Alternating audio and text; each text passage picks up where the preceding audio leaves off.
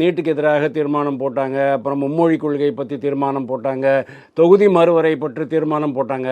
அந்த தீர்மானங்கள்லாம் என்ன ஆச்சு சார்? சொல்லுங்கள், அந்த தீர்மானங்கள்லாம் நீங்கள் போட்டிங்களே என்ன ஆச்சு அப்படின்னு கேட்குறேன். தீர்க்கமான முடிவு எடுக்கணுங்கிறதுக்காக தீர்மானம் போட்டாங்க. தீர்மானம் போட்டிங்கல்ல, என்ன ஆச்சு அப்புறம்?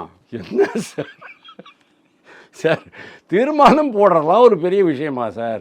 மாநில சுயாட்சியை மீட்கணும் அப்படிங்கிறதுக்கு அது ஒரு தீர்மானம் போடுறது ஒரு சீரியஸ் மேட்டரா இது? அதுதான் நான் சொல்ல வரேன். மடை மாத்துறீங்க. மடை மாற்று. அதாவது அடுத்த வருஷம் தேர்தல், நாங்கள் தோற்க போகிறோம், ஆன்டி இன்கம்பன்சி இருக்குது.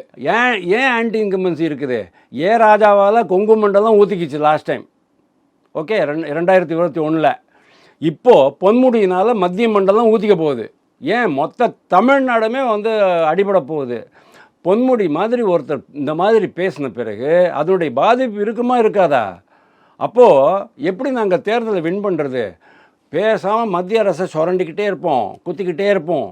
அப்போது மத்திய அரசுக்கு ஒரு பொறுமையினுடைய எல்லையை மீறி போய் விடுவார்கள். 356 பயன்படுத்தி நம்ம சட்டசபையை கலைச்சிருவாங்க. உடனே நம்மளுக்கு அனுதாப அலை வந்துடும்.